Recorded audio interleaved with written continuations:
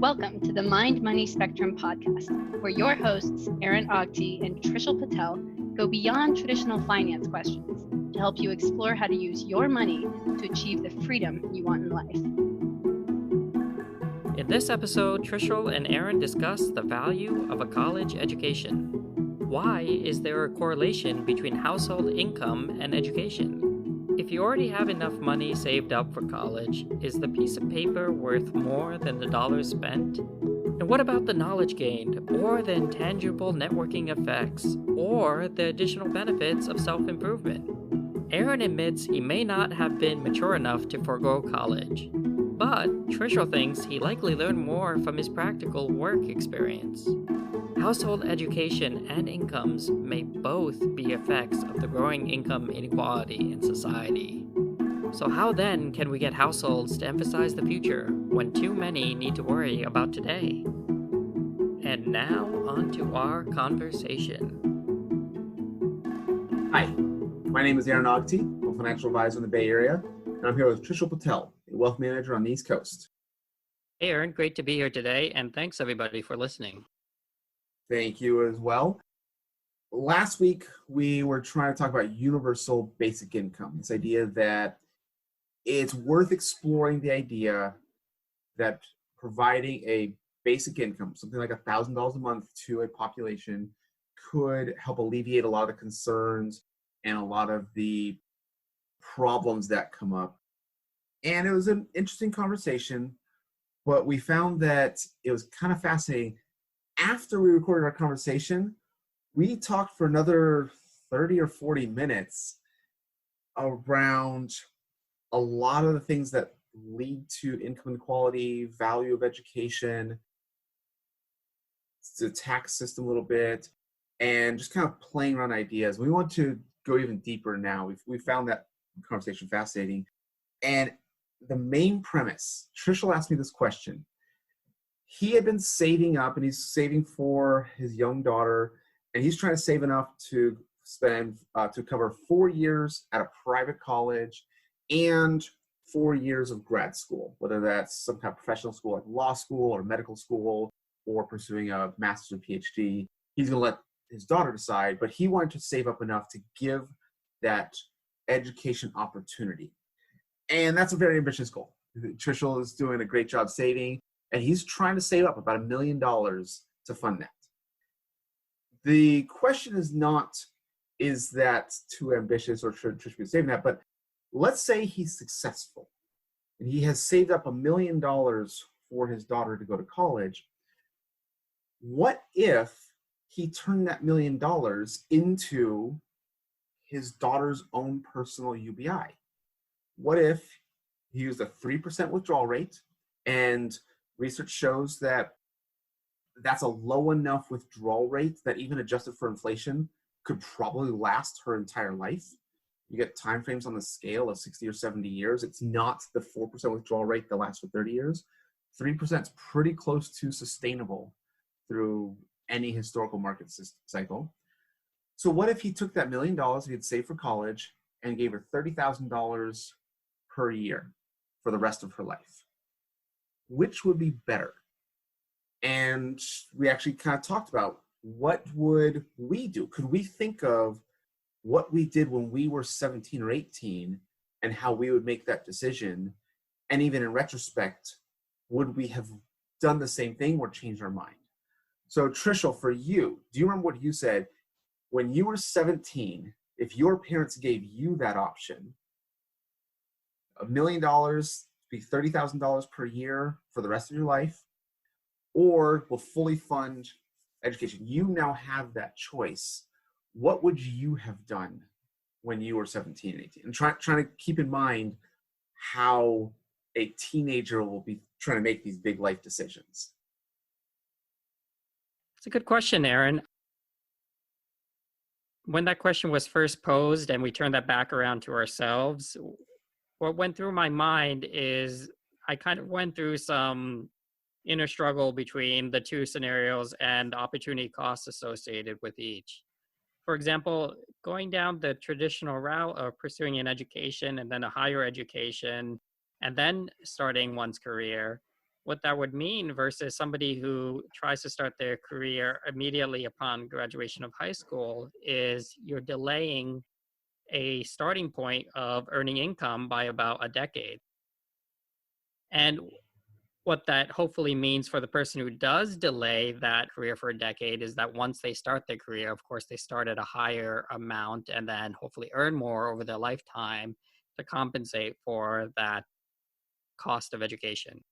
Mhm. Now, on the flip side, if I were to immediately join the workforce, then I would be earning money over 10 years. And after 10 years, I would have 10 years of experience, which might go a long way, meaning I might be earning the same amount as somebody who just recently graduated from a professional school after 10 years. So I guess that's why this is not an easy question to answer. But one thing I might want to point out is around the time I was in high school, graduating to go to college, was around the time that the internet was taking off and technology was well on fire. This was the late 90s. And it was maybe the perfect time for an individual to actually be able to get a job without a diploma in a high performance career as a software engineer, where this is one of the few cases where you can be self-taught and you can learn on the fly how to become a computer programmer, and firms will hire you if you have those skills without a degree. So it might very well be possible that this quasi alternative to a standard education might make sense for an individual like myself at that time. I agree with the math. I agree with all the numbers there. And it might be a bigger question of psychology of a 17 or 18-year-old. I thought long and hard about what is the value of college? And some of the ideas that I encourage other people to think about, is it the bachelor's degree itself? When looking through a job pool, employers can use just the fact that you have a bachelor's degree as a screening tool to separate those who have shown the initiative and internal drive to push themselves to further their own education, and they've shown that self-improvement. Those skills correlate with being a good employee. So is that just having the bachelor's degree as a screening tool? There's one study I like that looked at trying to quantify the value of a degree at Harvard, and they saw that people who went to Harvard, no surprise, tended to have higher household incomes and higher lifetime incomes. What was interesting is that people who applied to Harvard actually had similar results as people who actually went. So people who applied to Harvard but didn't go had similar results as those who actually did get a bachelor's degree from Harvard. And they said more study was needed, but one of their guesses was that if a high school student is confident enough in their abilities and sees their future self well enough that they think they can get into Harvard, they already have the internal prerequisites to be successful in life. That it's the idea that they're confident enough that they could do well at Harvard, that's why they're applying, is the same skills that lead them to those higher incomes, whether or not they go to Harvard at all. And a lot of them end up going to other high-level colleges anyways, so it's really hard to separate the value of a Harvard degree from Yale or Cornell or UCLA. That's a little harder, but if you are a teenager and you're confident in your abilities that you're applying to Harvard, that is a good sign for lifetime success in terms of household incomes especially. Maybe it's other things like, could it be the networking effects? Could it be just if you are associating with other people and building up strong friendships with other people who went to a successful college, does that make it easier to get jobs, kind of make connections, get new deals done, not necessarily in terms of just sales, but I know this other person who's a manager at this other company who's hiring for this position you'd be great for, and I'll introduce you. Are there enough of those networking effects? Is the value of college in the actual knowledge that you gain? So this is what you're talking about, where you can learn to be a computer programmer without going to college and getting a computer science degree. that education itself now exists. Maybe it didn't 20 years ago, but is pretty close. So is the value of college the actual knowledge and practical skills you gain, or could you also gain those exact same skills outside of college without having to pay tens of thousands of dollars per year? And one of the ideas I got while I was actually in college, my senior year, was the idea that undergrad taught people how to learn. And this is a little more amorphous concept, but is the idea that so much of college is independent, self-sufficient. The professors have a lecture, there's TAs who will help you if you show up, but no one's taking attendance. They'll grade you and tell you how I've done, but you have to figure out, how do I absorb that material? How do I learn it, internalize it to be able to use that knowledge, create the analysis, and take that next step that is common with anything you're learning. And being able to do that yourself is an incredibly valuable life skill that applies many, many years after college. Anytime you're studying for anything, you have to be able to take the material, figure out the best way for you to learn. There are different types of learning styles. Internalize it to be able to actually have a practical, fundamental knowledge to use in the future. So these were some of the things that I thought about when we talked about, would I, given that choice, go to college? I would do it again. I enjoyed it enough, but it was enough of those little things.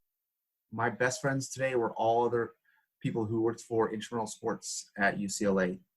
I feel much more confident in my ability to learn new material independently on my own.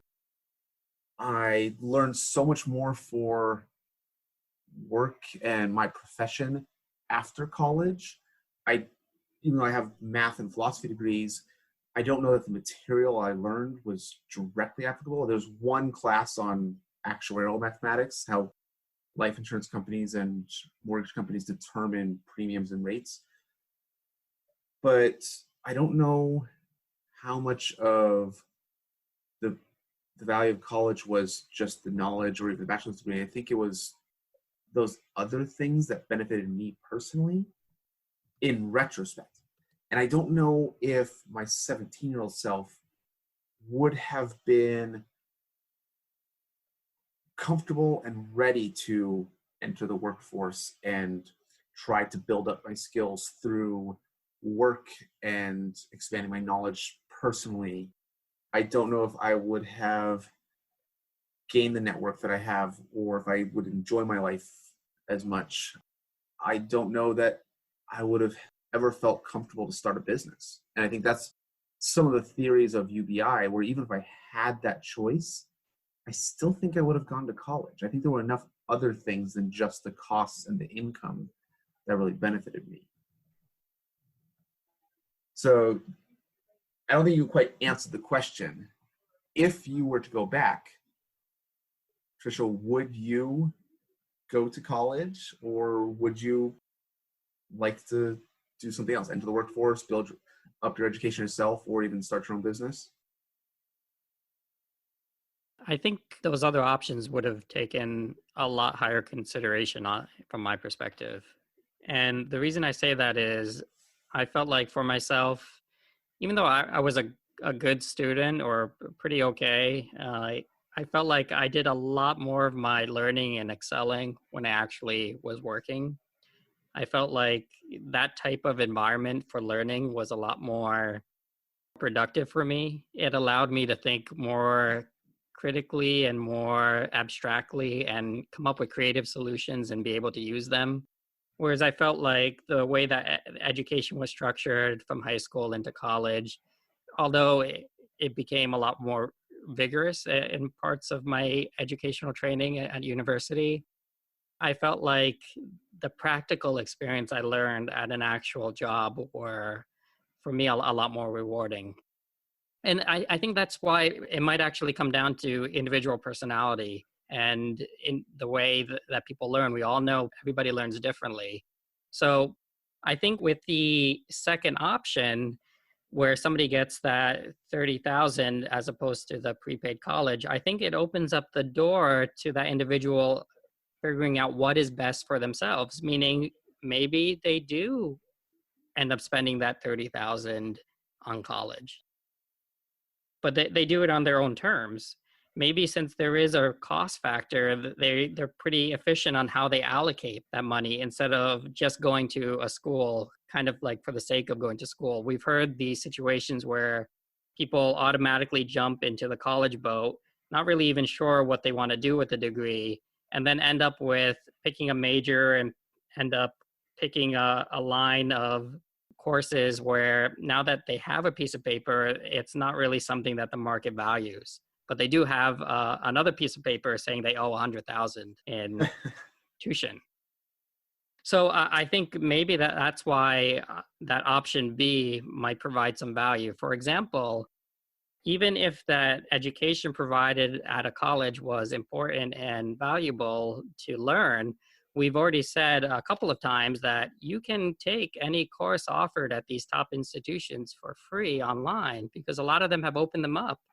And that's something, again, that wasn't an option 20 years ago, but it is an option today. So if you want to learn everything that a MIT student learns or a Stanford student learns at their 4 years at university, you can do that for free. Now, you won't get that paper, as we've mentioned, but hopefully that extra 200,000 or 400,000 in your back pocket will make up for that piece of paper in some way. And the other thing that we've mentioned is the networking ability. Coming from a strong alma mater provides a strong network that you can rely upon. And I'd also say that's a pretty heavy price to pay. We're talking about $400,000 in future dollars for that type of networking ability. So I'm hoping society can come up with a better alternative than relying on that. Would be my kind of hopeful counter to that particular argument. The other thing I might put forward is I think there are a segment of careers that don't really need a college education, but are still great careers, like trades, for example. I know every time I call a plumber, 80 to 100 bucks, an hour. Something like that might be not a bad choice because it's something where even though technology is advancing, you're still going to need to use the bathroom or you're still going to need lights and an electrician and all these various trades. So I think that it might open up the doors to allowing those types of options get a little bit higher consideration under people's mindset. My father-in-law was a metal fabricator in San Francisco for a long time and produced mostly elevator parts. And so it was very, very close to the entire elevator industry. Knew everyone, whoever built or repaired an elevator in San Francisco. And he's retired now, but one of the things he was telling me the other day is that in our current situation, certain buildings have to have elevators repair like on staff on site in case of emergencies. So mostly hospitals, they will have elevator repair on site 24 hours a day. And so there's maybe three or 4 to 5 guys who are kind of rotating these shifts. And the elevator repair companies that hire them are billing at $400 per hour. Now, a decent chunk of that goes to the company to also cover costs, cover some of the tools and training aspects. But the individual elevator repair person is probably getting a decent chunk of that. So it does remind me that, yeah, sometimes the trades and going through an apprenticeship, the incomes and the needs are there. So I really do understand what you're saying about that idea that the professional degree or professional job isn't the only thing that can be a high-paying job. But I do wonder, we have seen historically that households with a college degree make more money than households without, kind of on average. And first, I'm going to assume that that path continues, that that trend continues. So first, do you agree that that trend is likely to continue? That households with a college degree will, on average, make more money than households without a college degree? I think so because that natively includes people who at a graduation level of high school likely have a lower level of skill because of course the people that don't go to college includes a subset of the segment that didn't graduate high school either. So but maybe a better apples to apples comparison might be household incomes, like you had mentioned earlier, for individuals who, for example, got into Harvard but didn't go, versus individuals who got into Harvard but didn't go to any other college, versus people who got into Harvard and went to Harvard. So maybe something like that might be a good apples to apples comparison. Okay, that does, I think that answers my follow-up question would be kind of, why do you think that is? Why is it likely the case that households with a college degree, or in making apples to comparison, households where the person was qualified to get into a top college would have higher incomes and higher householding incomes than those without a college degree? Just to be specific, so individuals who got into a higher education program but decided not to go? I guess no, because I think those would probably be comparable. But just what is it? What are the factors that lead to those higher household incomes among those who do go to college, if it's not the degree itself? I'll grant the premise that we should be comparing people who got into college and went versus people who got into college and didn't go. And I do think that they'll have similar household incomes. But why are they successful? What are those skills that they have or have learned? Right. So in order to even get into college and be accepted, you do have to pass some bar. For example, you have to have, for many of these top schools in particular, you have to have pretty good academics and pretty good social skills, interview, for example, and writing skills, and you have to go through all those hoops. So if you're not at that level, it's safe to say that your life performance is probably going to be hampered. So I'd say that it's quite understandable that there would be a difference between those two groups of individuals. But I think the key point, though, is if you do make the cut and you decide not to go, again, this is a good open question. You may be just okay. And that might be the main point of this all, meaning we should all strive to get in to a top school, but that doesn't necessarily mean that going makes the most sense. Okay, so I think I'm trying to tie it back to our conversation last week about then what leads to some of these income inequalities and asset inequalities, because that answer tends to imply it's mostly skills and or aptitude, or like you said, getting over that bar of qualification, whatever that bar may be. But I think historically we've seen that's not the only thing. There's other things that lead to income and net worth inequality. I'm curious, what do you think those might be?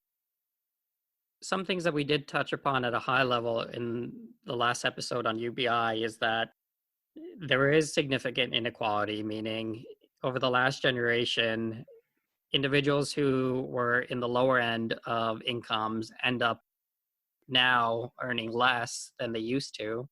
And individuals at the top end of the income distribution end up earning a lot more than they used to. And the more you earn, the more likely you will earn more, and the less you earn, the more likely that your incomes will go down over time based upon the trends that we've been seeing. And this has led to a pretty big polarization or pretty unequal distribution of wealth. And what we had mentioned in the last episode is that perhaps this relates to a few things. First off, it's the notion that there is a pretty big difference in how wealthy individuals are taxed and how corporations are taxed versus how individuals are taxed. Corporations are taxed based upon capital gains and dividends primarily, and these tax rates tend to be lower than individuals, where the individual tax rates tend to top out at a much higher percentage than the top end of capital gains and interest taxes or dividends taxes. So that's thing one, which we can dig into. And then thing two is there have been some studies that based upon where you begin has a pretty high correlation in terms of where you might end up in terms of what was your starting household income. There's been some studies that we may have come across, which is, for example, they did a study where somebody from a very low income household has to do pretty much everything right, get into a school and get into a university and get scholarships and whatnot. And if you compare that small group of individuals with somebody from a high income household who does everything wrong, meaning ends up dropping out and gets a drug problem and commits a crime and so on, and then maybe tries to earn an income, both of those two subsets of individuals end up about the same. So it kind of tells you that it's a lot harder if you're starting from a lower base to climb out. Whereas it's a lot easier to maintain where you're at if you're starting from a higher base. And that's kind of what that data showed. The other pieces of data have pointed to the notion that as we have seen with income changes over the last generation, also individuals changes from if you start in a low decile of income, the chances of climbing out are far lower, and the chances of staying in a higher decile of income are far higher, just statistically. Okay, so I want to refute your first point on corporate taxes quickly, but dig into why where you start matters, because I think there's a lot of complexity there. When it comes to corporate taxes, especially over the last generation or two, one, we have seen that corporations are multinational, that they actually are trying to take advantage of the global economy to make more money and to help more people and sell to more people. And one of the factors of that is the US kind of has to compete, in air quotes, with other tax jurisdictions. There's a reason the double Irish with a Dutch sandwich exists. And it's corporations in the US taking advantage of Irish and Dutch tax laws. And so when we look at US corporate tax law, we have to kind of keep that in mind, that part of the reason why we have lower taxes is to incentivize those companies to stay and grow here and employ US citizens. And that we can explore kind of, is that what we want to do as a society. But the other thing is that corporate taxes are double taxed, that the corporations pay taxes at the corporate level, and then every individual person who benefits from that corporation, the stockholders receive dividends or capital gains, the employees get paid salaries, those are also taxed at the individual level. So I tend to be a little more lenient on the corporate tax side because they're already, again, they're competing with, or the US is competing with international companies of other tax jurisdictions, and it's already double taxed. So I'm okay with corporations having lower tax rates. And my argument, it's not necessarily fact, is that the US has thrived over the last few generations. There's a reason why we have the largest economy in the world. And even though we don't have the largest population, and I think that those factors are part of it. And I'm okay with that aspect. The resulting income inequality, I think, is a concern. And that idea of where you start mattering so much is something I wonder, is it even fixable? And there's things like I've talked to other friends, and I'll ask you the same question. Do you expect your daughter to go to college? And the reason I ask that question and phrasing is that my wife and I both went to UCLA, and from basically their birth, as soon as they're talking, they know there's this expectation that they're going to college. That it's not after high school, if you go to college, it's after high school, you go to college. That's just what comes next. And that trickles down to all the little things that we discuss and talk about as they're growing, of here's why your academics matter. Here's why focusing on schoolwork matter. Here's why having other things outside of classwork matters. And like, we don't phrase it in terms of applying to college, but it's these little incremental things that we are pushing them to do. And I genuinely wonder, is it because my wife and I grew up in homes that could also support that we went to college, and now we make enough incomes that we can have the free time to focus on their education? And is that a positive compounding effect that other households that if they barely scrape by to get to college, they still have that mentality of hoping their child goes to college, but are they working a few more hours, or they don't have as much free time, or have to devote other resources elsewhere in the household? And all the little parts that you talked about, that's the skills bar, like building up those social skills, building up their academic skills, is that also kind of the negative spiral in the other way? And so I'm curious if you have thoughts on why is it the case that where you start matters, and what are some of those little benefits? And so kind of, do you expect your daughter to go to college, or are you hoping your daughter goes to college, or maybe takes your 30,000 UBI for the rest of her life? What I want to instill, hopefully, is the notion that self-improvement over a lifetime is important, and that drive to always better oneself is important. And whether it has that label of college or any other type of self-improvement maybe is not as important. I think the key value is wanting to better oneself through knowledge. And that's what I hope to instill.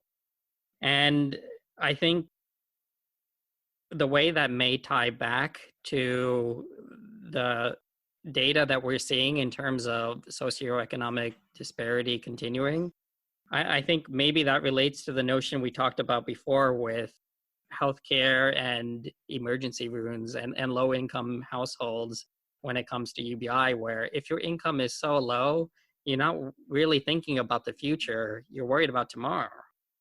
It's hard to think past the next day or the next year, let alone the next decade, to get all the ducks in a row to go to college if you're worried about your next meal. So I can see how that can be a pretty big drag.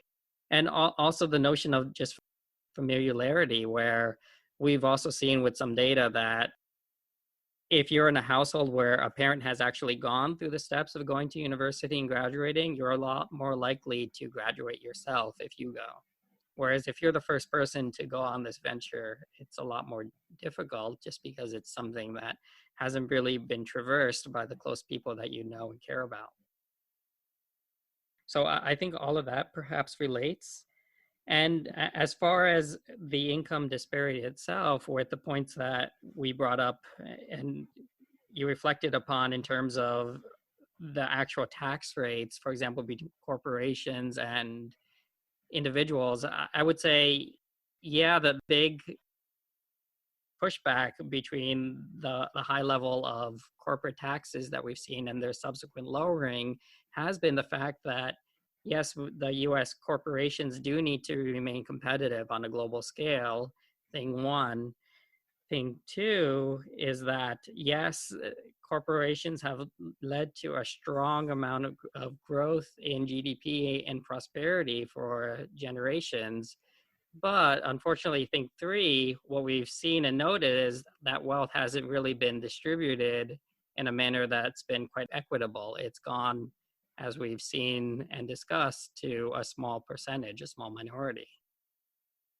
The other thing is, yes, we do have the largest economy, but we are no longer the wealthiest earners per capita. In fact, that gets worse and worse and worse. And again, per capita income is just showing you how the average individual is doing in terms of their growth in incomes. And as we said, that's kind of the big issue. The average hasn't been growing so much, but the wealthy has been growing a lot more.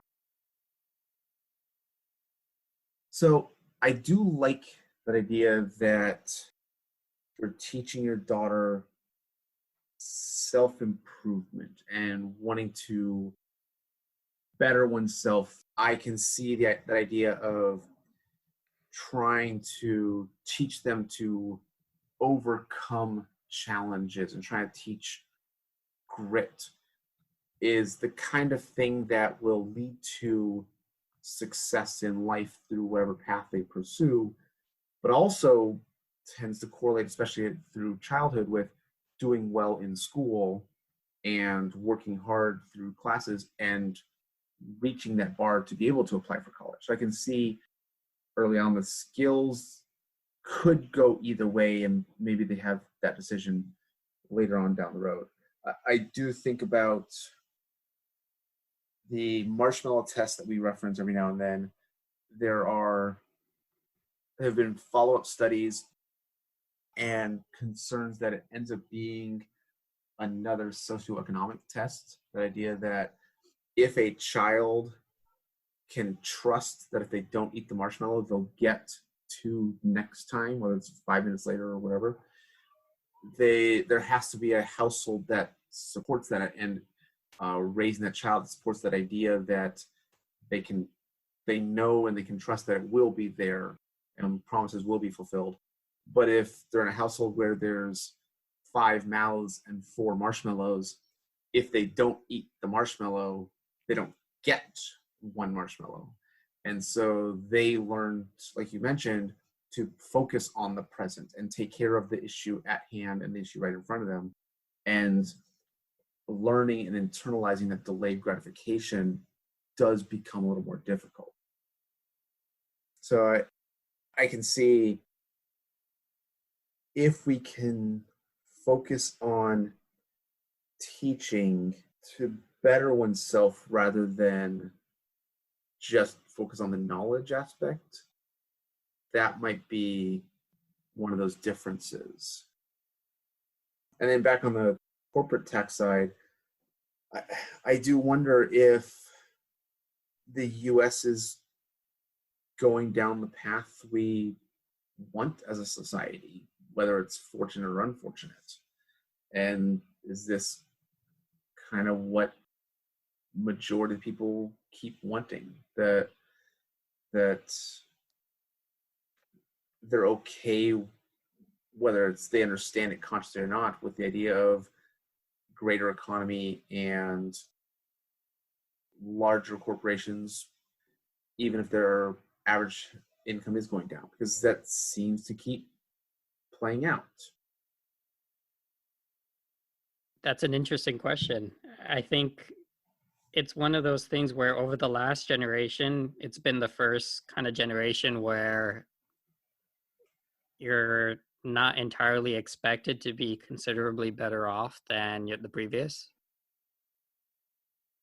And I think it's one of those things that accelerates, kind of like what we've seen with COVID, where you see a small upward growth, but then all of a sudden you see an exponential growth that might appear tiny, almost unnoticeable. But as we know, exponential growth in things over time leads to chaos very quickly. And I think that's kind of what we're going to see if the similar trend continues for one more generation. And we've said this before with just the raw numbers of how housing prices, education prices, and healthcare prices continue to accelerate beyond average GDP growth.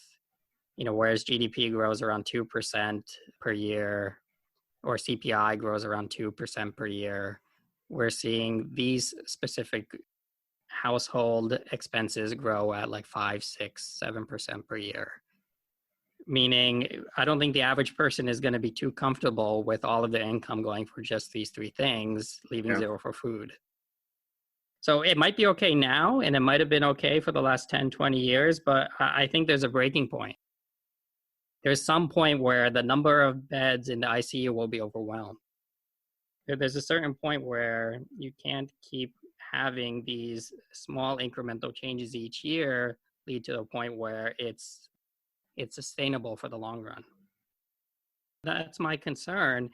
And I think in order to remain competitively, the corporate tax rate has to be competitive, but then we have to think as a society, okay, what are we going to do about the problem that something like that creates? And that's where these notions of, UBI might make sense. It's that, well, if everybody has a UBI, then hopefully you'll never have a kid who doesn't get a marshmallow. Maybe you're implying that it's not trying to get more people to college or kind of raise more people over that bar, but trying to raise the bottom a little bit. Perhaps. I think, the notion we've seen is that if the average American household is $500 away from disaster, then there's quite a lot at the bottom to require raising. But that's a lot of potential too. Imagine if this whole demographic of individuals, which might be very well the majority soon, if not the largest minority at this point, imagine if they were contributing at that level where they are able to focus on self-improvement rather than reactive survival.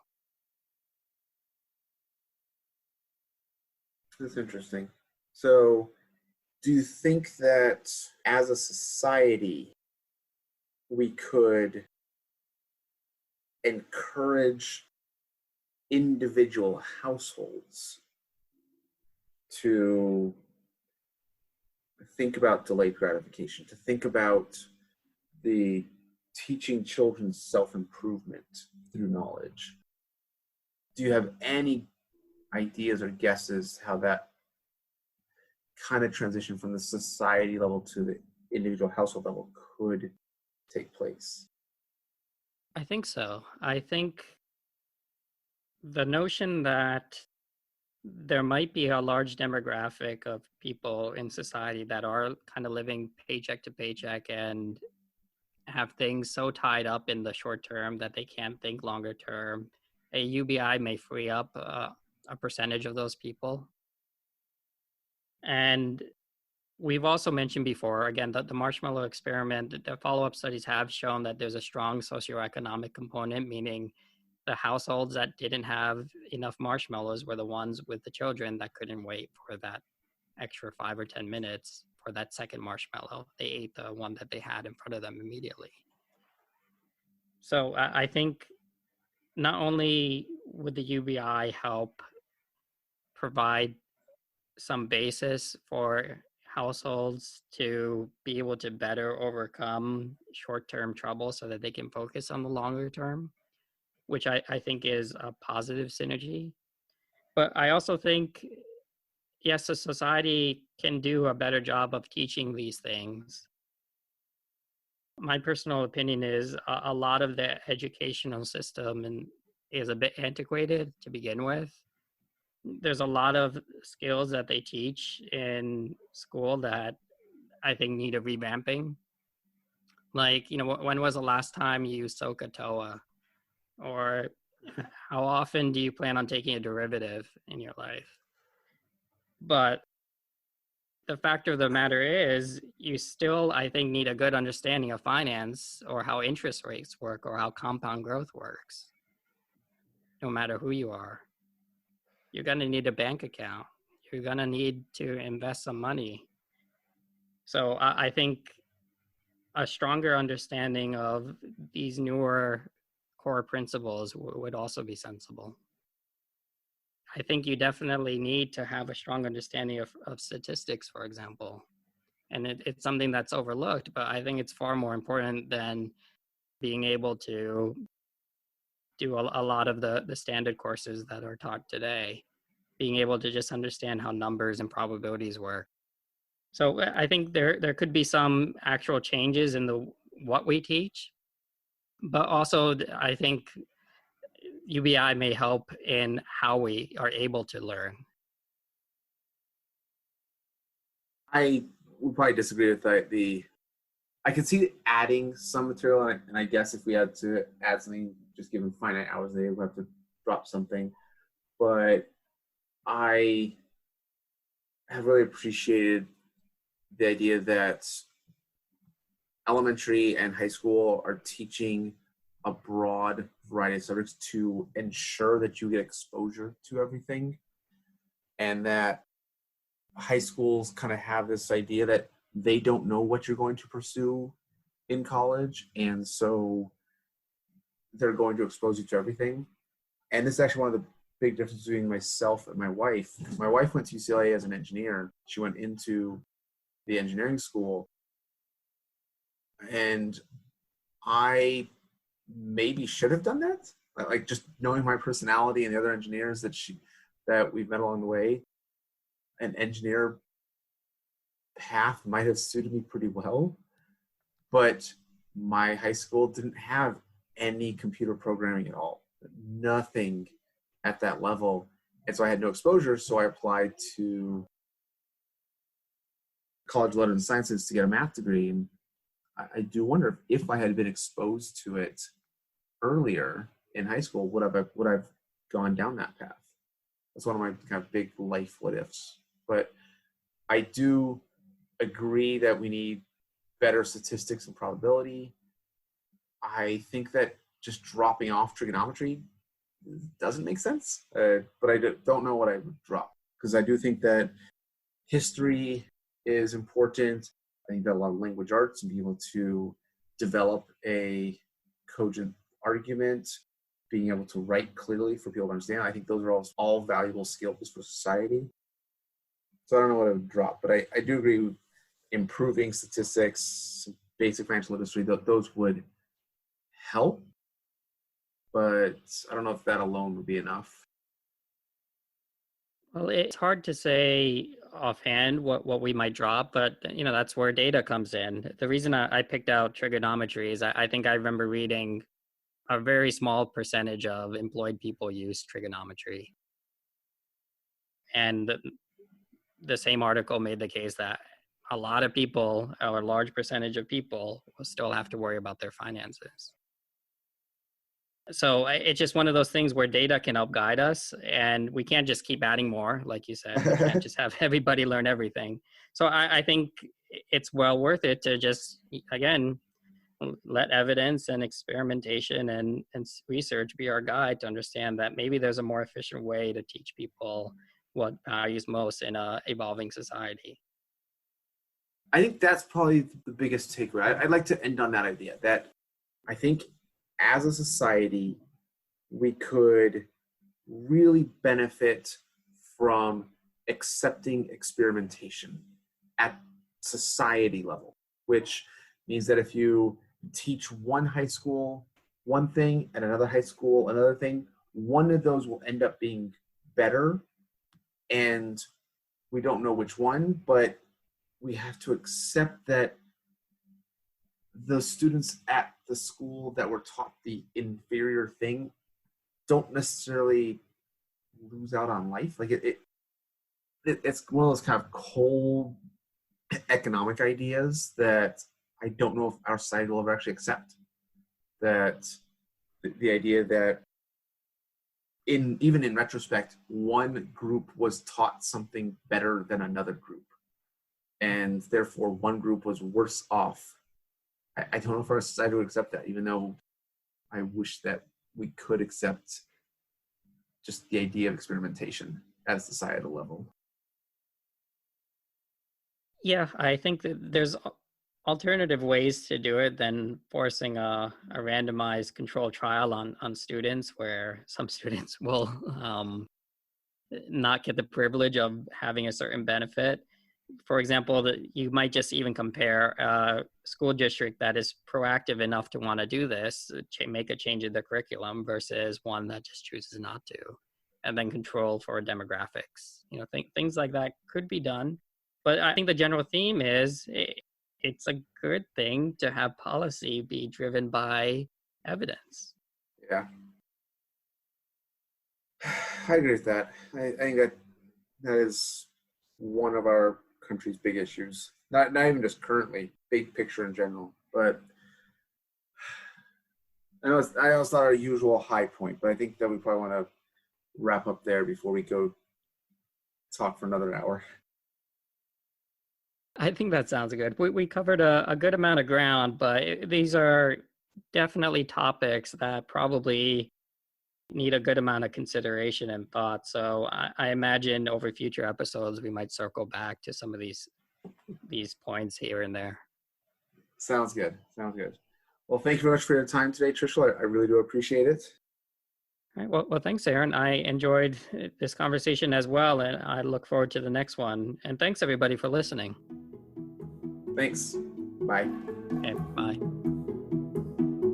We appreciate you joining us today for this episode of the Mind Money Spectrum podcast. Be sure to visit mindmoneyspectrum.com to access the entire library of episodes. Remember, it's not black and white, but the wide spectrum of gray area where you get to pursue the freedoms you want in life. Opinions voiced in this material are for general information only and are not intended to provide specific advice or recommendations for any individual. All performance referenced is historical as no guarantee of future results. All indices are unmanaged and may not be invested in directly. Have a nice day.